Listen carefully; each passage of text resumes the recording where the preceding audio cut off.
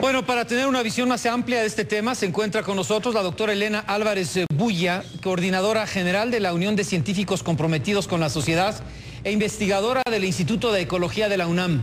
Muchas gracias, doctora, por estar aquí. Gracias. Y también participa en esta mesa el doctor Reinaldo Ariel Álvarez, quien es secretario ejecutivo de la Comisión Intersecretarial de Bioseguridad de los Organismos Genéticamente Modificados, la CIBIOGEM. También muchas gracias, doctor, por estar aquí. Al contrario, muchas gracias. Específicamente, ¿qué es lo que finalmente se da a conocer y se publica? Bueno, el día 6 lo que se publicó fueron modificaciones al reglamento de la ley que nos van a permitir comenzar experimentaciones con maíces genéticamente modificados, que es algo que no se hacía desde 1998. De tal manera que mucha de la incertidumbre que se tiene sobre los posibles efectos de estos organismos, no solo al medio ambiente, sino también en términos de su productividad, de su utilidad para el campo mexicano, puedan ser puestos y sometidos a una verdadera evaluación. ¿Cómo podría explicar, ya sea usted o la doctora, qué significa modificar genéticamente los alimentos? ¿Qué significa? Que para la gente que no es experta, ¿en qué consiste? Bueno, voy a tratar de ser breve, seguramente la doctora me podrá ayudar si algo no queda muy claro, pero fundamentalmente es a través de técnicas modernas que existen actualmente, poder tomar un gen de un X organismo, modificarlo en el laboratorio e introducirlo a un nuevo organismo, que puede ser una planta, para obtener una nueva característica. A ver, en el caso del maíz, ponga un ejemplo exactamente de dónde se toma ese gen y qué le pasa al grano. Por ejemplo, algunos de los que más se utilizan, se toma un gen de una bacteria que normalmente produce un insecticida natural. Se toma el gen de la bacteria, se modifica en el laboratorio, se inserta en el maíz y ahora el maíz es capaz de producir su propio bioinsecticida que lo defiende contra el ataque de algunos insectos específicamente. Bien, doctora, ¿esto qué consecuencias tiene para la salud y si usted está o no de acuerdo? Bueno, como cualquier tecnología, puede ser buena o mala dependiendo del contexto. En el caso del maíz transgénico, para el caso de México, que es Centro de Origen y Diversidad, las consecuencias pueden ser devastadoras. Ya se ha demostrado recientemente que a largo plazo los transgénicos actuales sí pueden tener efectos nocivos a la salud. En términos ecológicos no son ambientables con el medio ambiente, es una tecnología no sustentable, no aumenta los rendimientos. Todos estos datos se pueden consultar y cotejar en investigaciones científicas. Pero en México, y esto es lo más grave del contexto de aplicación de esta tecnología a un país como México, a diferencia de Argentina y todos los demás que se citaban en el documental introductorio, es el centro de origen. Aquí se recrean y existen la mayor parte de las variedades, la riqueza genética. Cualquier crisis agrícola futura dependería de usar esta diversidad, y esta diversidad podría verse afectada por contaminación, que ya ha sido demostrada aún con las medidas actuales. Entonces estas medidas tendrían que hacerse más y no menos restrictivas, y la experimentación a campo abierto, que es lo que está permitiendo esta modificación al reglamento, lo único que va a hacer es aumentar los riesgos, ¿no? Y uno de los riesgos más importantes es la posible llegada de sustancias tóxicas a nuestra mesa, porque ya en Estados Unidos se experimenta con muchas líneas que expresan una gran cantidad de sustancias industriales que no deben de comerse, y que por los estudios científicos que hemos hecho se ha demostrado va a ser imposible evitar que contaminen los maíces mexicanos. ¿Pero por qué decía usted que en países como Argentina no existen esos riesgos y en México sí? Porque en México se poliniza de manera abierta el maíz, entonces los genes de una variedad transgénica, incluyendo una de estas que puede ser tóxica para la alimentación, puede llegar a los aceros que se usan para producir alimentos. Más del 80% del maíz mexicano. Denos un ejemplo exacto. Sí. ¿Cómo podría perjudicar, vamos a decir, a un niño, pues? Sí, uno de estos maíces probado experimentalmente que produce un anticoagulante, se escapa por error. Este gen entonces difunde en el intercambio de semillas que hacen los agricultores, y se difunde a través del polen, y eventualmente llega a unos acervos que se usan para producir tortillas o cereales, y llega a la mesa de un niño sin que se haya podido prevenir. O sea, hay poco control en México, es lo que usted señala también. No solamente en México, en el mundo así se ha demostrado ya que es imposible controlar el escape de los transgenes. En Estados Unidos más del 50% de los acervos que no deberían tener transgenes los tienen y han llegado ahí sin control. El Liberty Link, que es un desarrollo en arroz que no debería de consumirse, llegó a las fronteras de Japón, pero como ahí hay un escrutinio estricto y no permiten la entrada de ningún transgénico por ser el arroz su cereal básico, pues lo pudieron detectar, ¿no? ¿Cuál sería su punto de vista en relación a esto? No, yo creo que en buena medida la doctora tiene razón en tener esos temores sobre los maíces que producen productos farmacéuticos.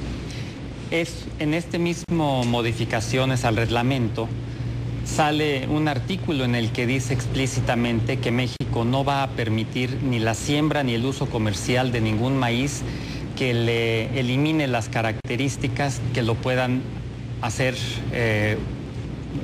que la posibilidad de usarlo como alimento en nuestro país. Quiere decir que México no permite ninguna clase de maíz que no pueda ser consumido. Quiere decir que quedan fuera de nuestra frontera legalmente todos los desarrollos tecnológicos e inclusive la investigación que pueda alterar esas cualidades en el maíz. Por otra parte, claro, tendríamos y tenemos que ser estrictos en la vigilancia de nuestra frontera, por supuesto.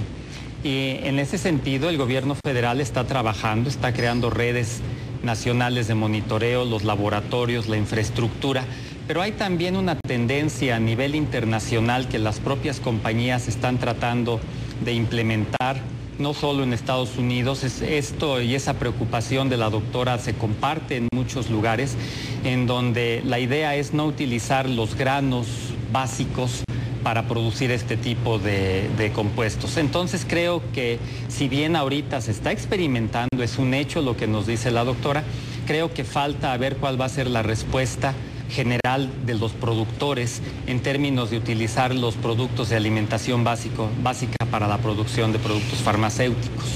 Bien, doctora, ¿cómo se podría dar seguimiento a todo este proceso cuidando lo que usted señala? Sí, el problema es que los transgénicos, aún los agrícolas, no solamente los que producen tóxicos, sí tienen efectos detrimentales al ambiente, sobre todo en el contexto mexicano, por ser centro de origen, y también a la salud. A largo plazo, los experimentos demuestran que lejos de lo que se había asegurado, sí pueden tener efectos nocivos a la salud y también económicos, porque esos transgenes están patentados y porque es imposible controlar el flujo génico y la contaminación, los productores podrían ser demandados. Entonces, lo que yo creo es una solución realmente de frontera, de punta, con investigación nacional, con un desarrollo tecnológico autónomo, precautorio, sustentable y de primera, como el que se aplica en el trigo. En el trigo no se ha permitido la comercialización de ningún transgénico, es el cereal básico del primer mundo y ellos, con todo el conocimiento que tienen, han decidido un desarrollo distinto.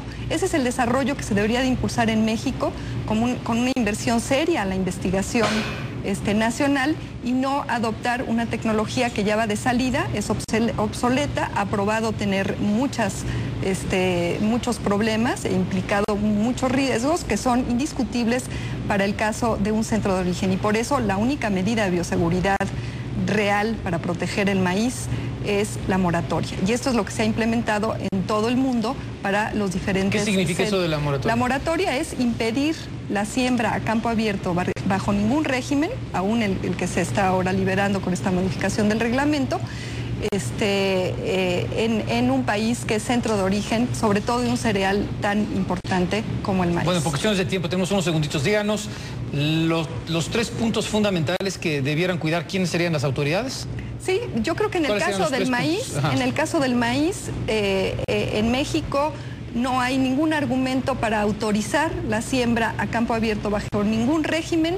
Entonces, de maíces, no autorizar la siembra a campo abierto, ¿cuáles serían dos más? Hacer investigación de punta para desarrollar una biotecnología adecuada a las condiciones de México y promover la conservación de los criollos, que no se va a poder hacer si se designan unas áreas permitidas y otras no, porque todo el territorio es centro de origen y diversidad. Bien, y finalmente, doctora, ¿hay posibilidades de lo que menciona? ¿Las autoridades tienen la posibilidad de llevar a cabo lo que dice la doctora? No, realmente yo creo que en algunos puntos no estamos de acuerdo y creemos que precisamente falta información y es lo que se pretende permitiendo la experimentación. Por otro lado, el gobierno federal, con una responsabilidad de alimentar a la población, también considera cuál es el riesgo de dejar fuera una tecnología en uno de los principales productos que tenemos. ¿Cuál es el riesgo de volver a quedar rezagados en el uso de la tecnología para un problema que México tiene que resolver? No somos autosuficientes en la producción de maíz. Importamos alrededor de 10 millones de toneladas anualmente de maíz de Estados Unidos. Es cuestionable si nos van a vender o no este maíz porque Estados Unidos lo quiere usar para la producción de biocombustibles. ¿Qué vamos a hacer? Tenemos que resolver el problema y la pregunta es que esta tecnología merece ser probada, merece generar los datos para que nosotros, los mexicanos, con nuestra propia información que recabemos, tomemos la mejor decisión. Bueno, ustedes están en permanente contacto, tenemos 15 segundos, están en permanente contacto, sí, por ejemplo, con investigadores y estudiosos. Sí, pero no aumentan el rendimiento. No estamos hablando de aumentar el rendimiento, de ser autosuficientes en bajar costos. Y hay otras características. Hay otras opciones tecnológicas sin riesgo, ¿no? Y hay otras características que sí aumentan rendimiento, tolerancia a sequía, etc. Bueno, están en contacto, pues. Sí. Bien. Yo agradezco mucho a la doctora Elena Álvarez Builla, investigadora del Instituto de Ecología de la UNAM en genética. Gracias, doctora, su presencia aquí en el estudio. Y al doctor Ariel Álvarez, secretario técnico de la CIBIOGEM también. Muy bien, muchas gracias.